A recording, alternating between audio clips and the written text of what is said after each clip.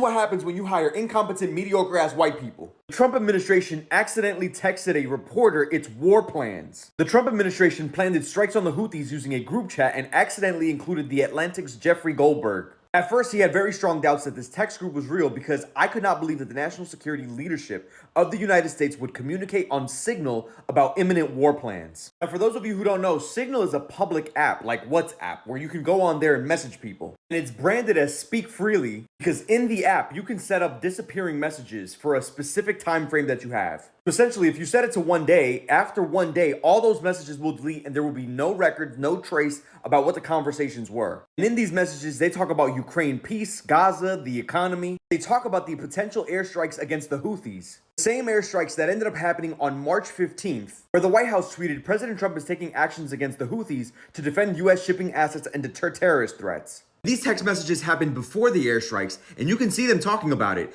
I think messaging is going to be tough no matter what. Nobody knows who the Houthis are, which is why we should need to stay focused on 1, Biden failed, and 2, Iran funded. They were preemptively talking about the justifications that they would bring to the media to be able to message to make the American people be on their side of saying, wow, we should have definitely bombed the Houthis. You can even see our Secretary of Defense, Pete Hegseth, talking to J.D. Vance, saying, I fully share your loathing of European freeloading. It's pathetic. Literally talking shit about our allies on a motherfucking public app.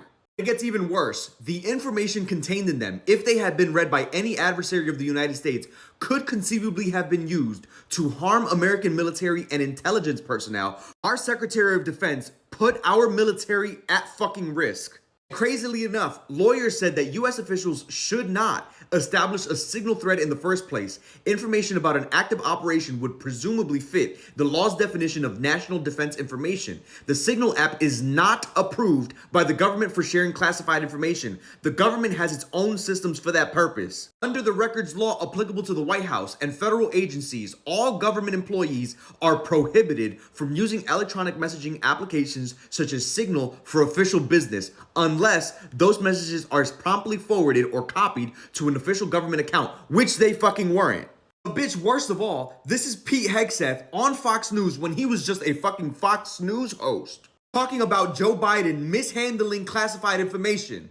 If the top man in the job was handled classified documents this flippantly for that long, if at the very top there's no accountability, that's the 2 tiers of justice that exist.